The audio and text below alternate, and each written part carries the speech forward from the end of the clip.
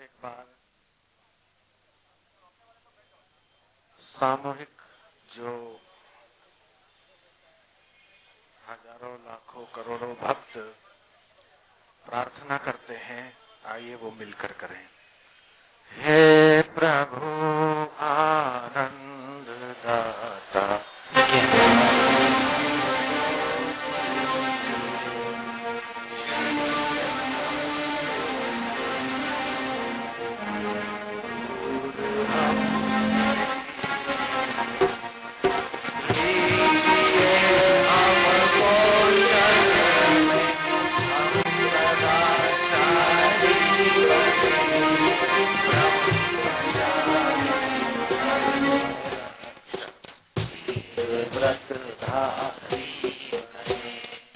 निंदा किसी की हम किसी से भूल कर भी ना करें, इच्छा कभी भी हम किसी से भूल कर भी ना करें, सत्य बोले झूठ प्यारे आपस में करें। हे प्रभु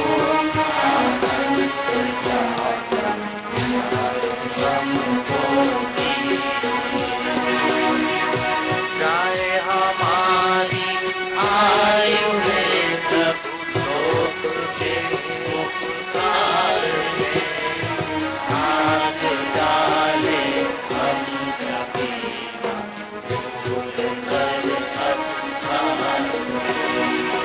हे प्रभु आनंद दाता, ज्ञान हमको दीजिए। मातृभूमि मातृ सेवा हो अधिक प्यारी हमें, देश में सेवा में हितकारी बने। हे प्रभु आनंद दाता, ज्ञान हमको सारे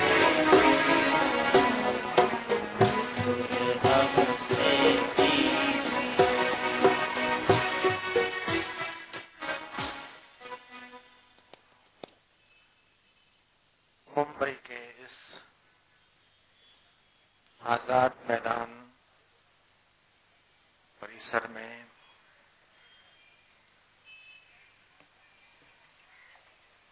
जितने मुंबई में साधक हैं, उनमें से यह जो संख्या है वो मैं 10% भी नहीं मानता। लाखों मुंबई में ही साधक हैं पूज्य बापू के। ये तो एक छोटा सा जंतर मंतर में भी हजारों लोग 11-12 तारीख को देश भर से आए थे। इस मंच पर विराजमान शंकराचार्य नरेंद्रानंद सरस्वती काशी सुमेरु पीठाधीश्वर महामंडलेश्वर देवेंद्रानंद गिरी जी अखिल भारतीय संत समिति के महामंत्री, महामंडलेश्वर स्वामी सूर्यानंद जी महाराज हरियाणा के महामंत्री, दिल्ली संत सभा अध्यक्ष चक्रपाणी जी महाराज, राम सेना के अध्यक्ष श्री प्रमोद मुतालिक जी, सनातन संस्था के अभयवर्धक जी एवं रमेश शिंदे जी और अन्य गुजरात के और देश भर के आए हुए संत महापुरुष, सुदर्शन चैनल के सुरेश जौहनकर जी एवं यहाँ पर उपस्थित श्री योग वेदांत सेवा समितियों के पदाधिकारीगण, युवा सेवा संघ के कार्यकर्ता, बाल संस्कार केंद्र चलाने वाली आदरणीय माताएं, बहनें विद्वज्जन, अलग अलग समुदाय के आए हुए प्रतिष्ठित नागरिक और देश भर में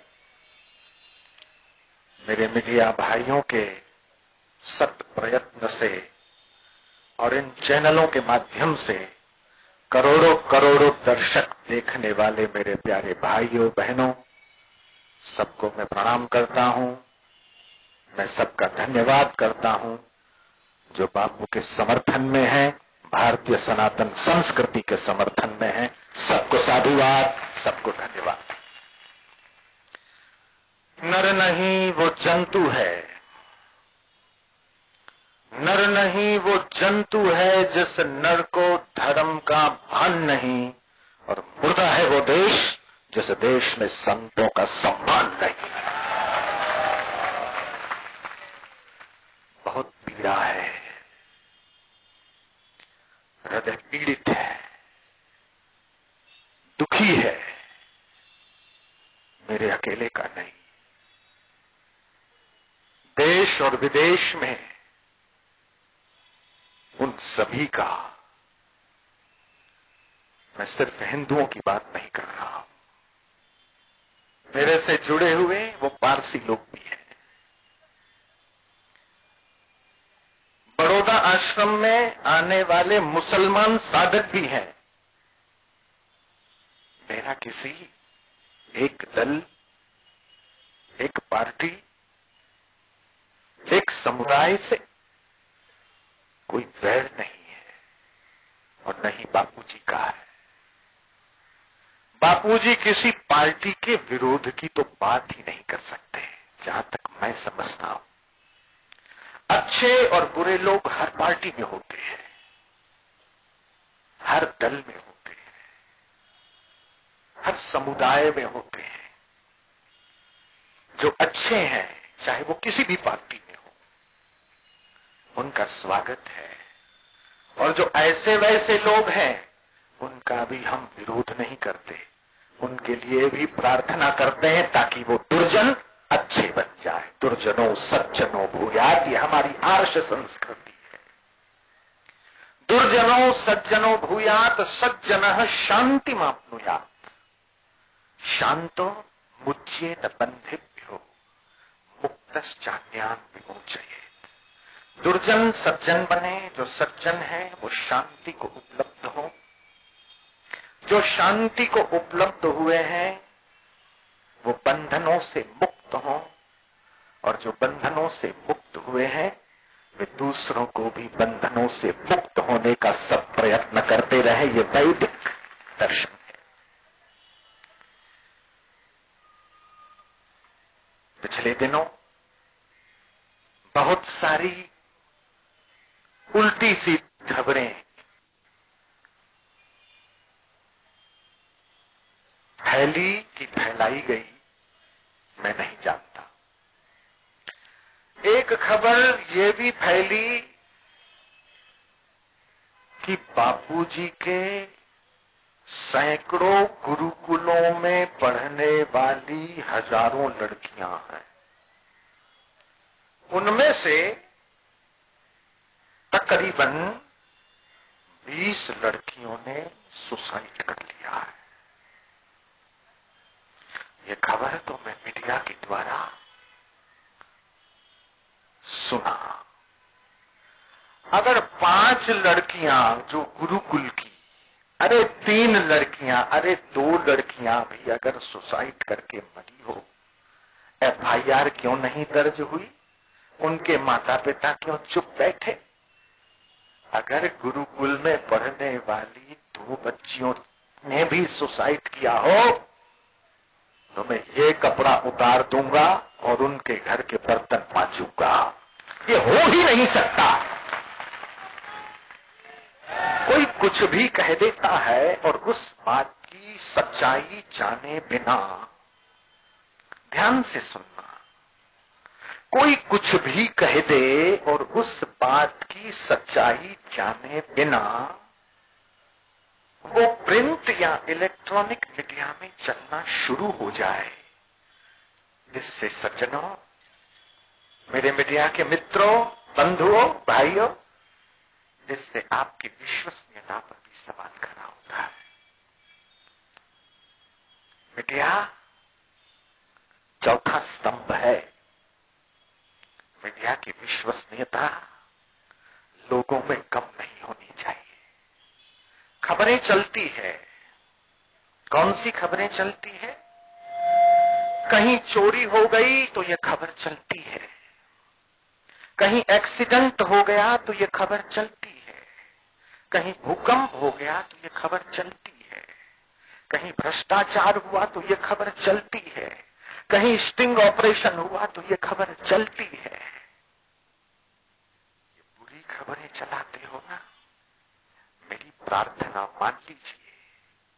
जो बुरा देखता है, सुनता है, बुराई का प्रचार करता है, वो प्रत्यक्ष या परोक्ष रूप से बुराई को फैलाता भी है। जयराम जी की बोलना पड़ेगा। मेरी ये प्रार्थना है कि सिर्फ 2-4 महीने एक ट्रायल करके देख लो और ये व्रत ले लो कि कम से कम 50% अच्छी खबरों को चलाएंगे। बाल संस्कार केंद्र की खबर को चलाएंगे, संकीर्तन यात्रा की खबर को चलाएंगे, संत सम्मेलन की खबर को चलाएंगे। कहीं कुछ अच्छा काम हो रहा है, किसी ने कुछ गौशाला खोल दी, अच्छी चल रही है, तो वो भी तो एक खबर है। देखा देखी पुण्य बढ़े, देखा देखी पाप। एक दूसरे को अच्छा करते देखने से और सुनने से अपने मन में अच्छा भाव, अच्छे संस्कार प्रकट होते हैं। और जब हम बुरा देखते हैं, बुरा सुनते हैं, मुझे महात्मा गांधी की बात याद आती है। उन्होंने अपने आश्रम में 3 बंदर रखे थे। एक बंदर आंखें बंद किए हुए, एक बंदर अपने दोनों कान बंद किए हुए, एक बंदर अपने दोनों हाथों से मुख बंद किए हुए। ये संकेत है, बुरा मत देखो, बुरा मत सुनो, बुरा मत बोलो। मैं कांग्रेस को बुरा नहीं कहता। कांग्रेस में वो इंदिरा गांधी थी, मैं उनको आदर की नजर से देखता हूं। कांग्रेस में हमारे भारत के प्रधानमंत्री जवाहरलाल नेहरू थे, मैं उनको इज्जत की नजर से देखता हूं। इसलिए नहीं कि वो कांग्रेस में थे, बल्कि इसलिए क्योंकि वो संतों का सम्मान करना जानते थे और आनंदमयी मां के चरणों में बैठते थे। उनके पद चिन्हों पर चलने वाले आज के कांग्रेस के नेता, अधिकारी और अफसर अगर उनका यह भी सद्गुण अपना ले तो कितना अच्छा होगा। सुमति कुमति सबके गुण रही, वेद पुराण निगम अस कहि। हमारे अंदर भी एक अच्छी वृत्ति, एक बुरी वृत्ति, एक सत्य प्रवृत्ति, एक दुष्प्रवृत्ति के भाव रहते हैं। जो सत्य प्रवृत्ति को बढ़ावा दे वो संत हो जाता है और कई लाख लोगों के जीवन को बदलने की शक्ति रखता है। क्या एक झूठ के पीछे, एक पाखंड के पीछे लाखों करोड़ों लोग 40-40 साल तक चल सकते हैं? मैं इस बात में विश्वास नहीं करता। क्या 400 आश्रम झूठ के बल पर बनाए जा सकते हैं? हरगिज नहीं। कहीं न कहीं सत्व होता है, कहीं न कहीं सच्चाई होती है। क्या एक लड़की ने इल्जाम लगाया या उसके माता पिता ने इल्जाम लगाया तो क्या इतने वर्षों की हुई सेवा, इतने वर्षों की हुई सत्य प्रवृत्तियां, इतने वर्षों का किया हुआ लोक मंगल क्या राख हो जाएगा? आप ये कहते हो कि बापू के आश्रम बंद हो गए, सील हो गए और ताले लग गए। सज्जनों, बापू के आश्रम को बंद नहीं किया जा सकता, बापू के आश्रमों को ताला नहीं लगाया जा सकता। पूछो क्यों? इसका जवाब ये है कि बापू के आश्रम करोड़ों करोड़ों लोगों के घरों में खुल चुके हैं। सज्जनों,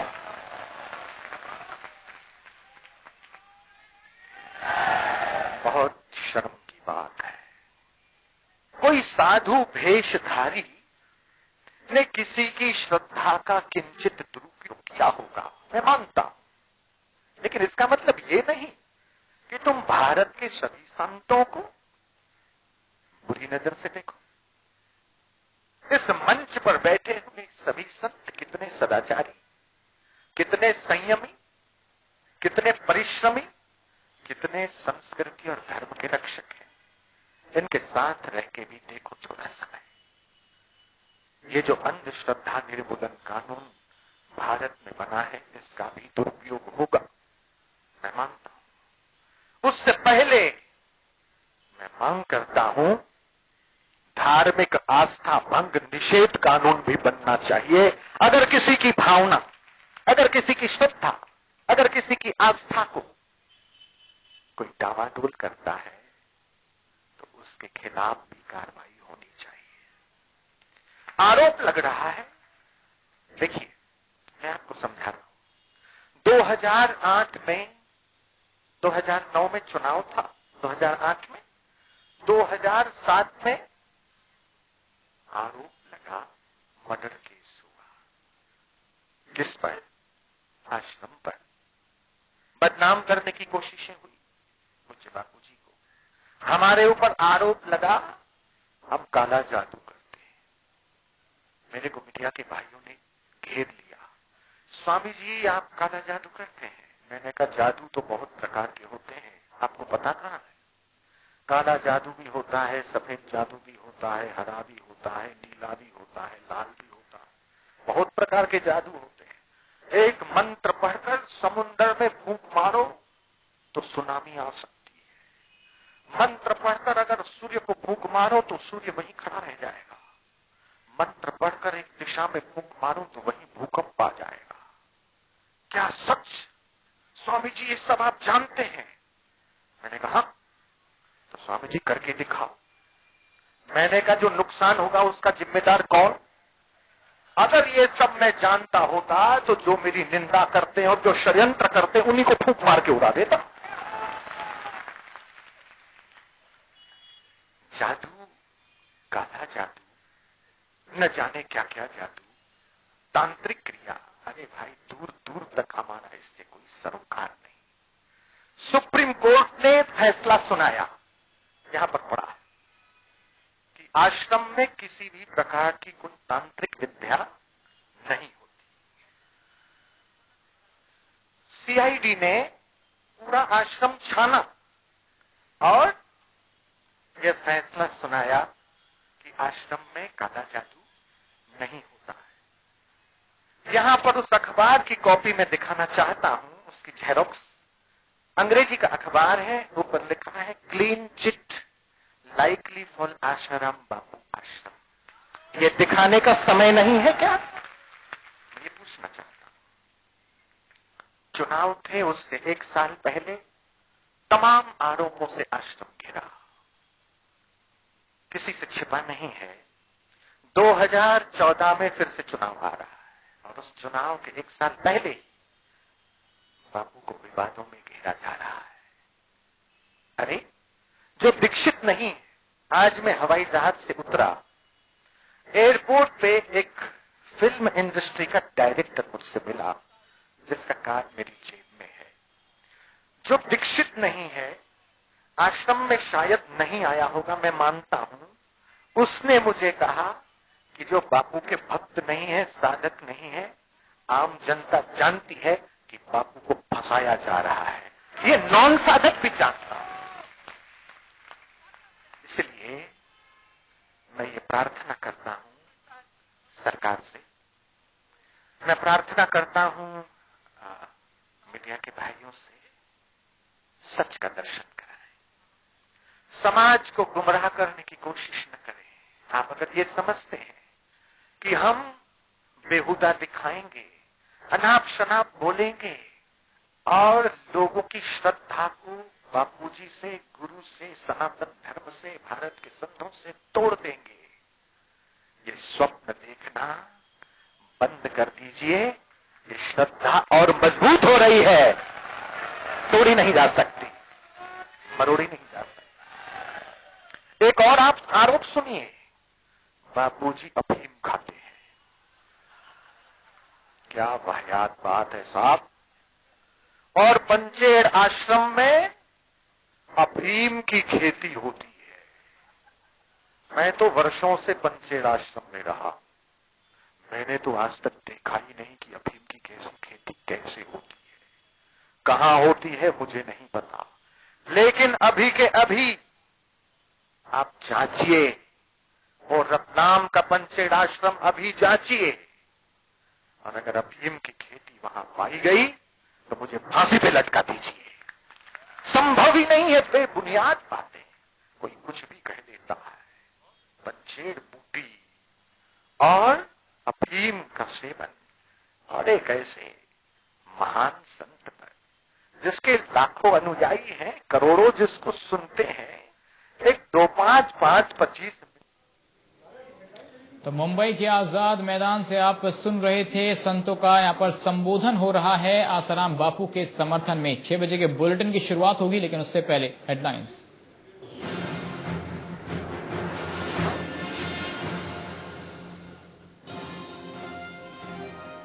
मुजफ्फरनगर के जख्म पर जोरदार सियासत, अखिलेश यादव ने दंगों का ठीकरा बीजेपी के सर पर फोड़ा, आजम का किया बचाव, बीजेपी का पलटवार, दंगों को रोकने में सफल रही अखिलेश सरकार। यूपी के एडीजी अरुण कुमार अब यूपी में नहीं करना चाहते काम, प्रदेश सरकार को चिट्ठी लिख छुट्टी पर गए एडीजी, केंद्र के अधीन करना चाहते हैं काम। रेप केस में फंसे राजस्थान के मंत्री बाबूलाल नागर का इस्तीफा, खुद को बताया बेदाग, गिरफ्तारी की मांग हुई तेज।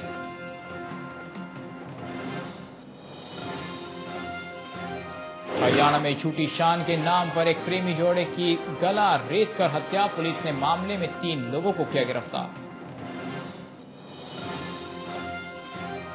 मुंबई गैंगरेप मामले में पुलिस की क्राइम ब्रांच ने कोर्ट में दाखिल की चार्जशीट, 4 लोगों का चार्जशीट में बनाया गया आरोपी, 5वें आरोपी को ठहराया नाबालिग। और प्याज पर गर्म हुई सियासत, केवी थॉमस ने शरद पवार से की मुलाकात, आने वाले 15 दिनों में प्याज के दामों में आ सकती है गिरावट।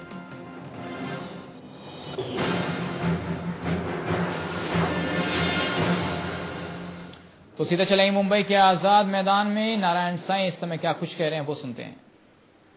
में वो शायद सीडी ढूंढेंगे, कैसे तो मिल जाएगी। और कहा था कि मैं चाहता हूं थोड़े दिन तिहाड़ रहूं, मैं तिहाड़ जेल में जाना चाहता हूं। भक्तों ने कहा बापू नहीं नहीं नहीं नहीं, आप बोले नहीं, 1 महीना नहीं तो 15 दिन, 10 दिन, बोले नहीं। ये बात बापू ने अहमदाबाद सत्संग में कही थी। बापू जी की इच्छा के बिना बापू जी को हाथ लगाने की भी शक्ति किसी की नहीं है। मैं जानता हूं ये जेल में जाने की लीला भी किसी लोक मंगल की भावना से हो रही होगी, मैं तो यह विश्वास कर रहा हूं। और जैसे कि एक महापुरुष ने यहां पर कहा था कि 400, 450 आश्रम जो भी हो, मुझे पूरी लिस्ट अभी पता नहीं है कि कितने आश्रम हैं, लेकिन अगर 450 हैं तो जिस जगह पर बापूजी हैं वो जेल भी अब 451वां आश्रम होगा। और अगर कोई अपराध हमारे ऊपर लगा या हुआ, या हमसे कोई भूल या गलती कभी भविष्य में हुई, और कोई अपराध हुआ या किसी ने फंसाया और हमें जेल जाना हुआ, तो हम जोधपुर जेल जाना पसंद करेंगे, क्योंकि वहीं बापू रहे, वहां के परमाणु का हम फायदा लेंगे।